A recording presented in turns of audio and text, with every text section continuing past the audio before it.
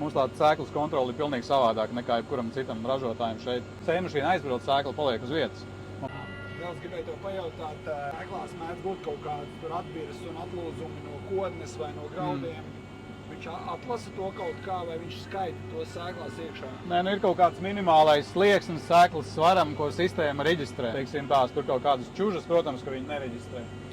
Bet kāds ir tas princips, kā viņš uzskaita tās sēklas? Viņam ir, redzi, mums ir elektrisks dozators, kas no ar vakumu, kas tur sēklu lēt un, teiksim, singulē to sēklu līdz viņu var mest lejā. Bet viņam mums nevis krīt lejā, bet mēs viņu ar tādu, es tev vēlāk varēšu parādīt, bet ar tādu birstīti rotējošu ieslauka no diska nost un ieliek saucamajā kārtridžā tāda sliede, kurā iekšā ir lenta ar kabatiņām. Un tā lenta aiznes sēklu līdz apmēram šī tik augstu no vagas dibena.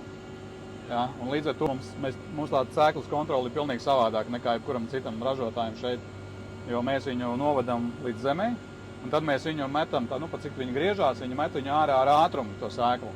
Bet tas ātrums ir identisks braukšanas ātrumam.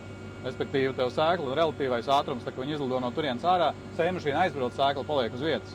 Mums nav nekādi tas bouncing, ja, kas ir, kad tev viņi tur vēl nošūpojās krītot, viņi nokrīt vienkārši vertikāli lejā.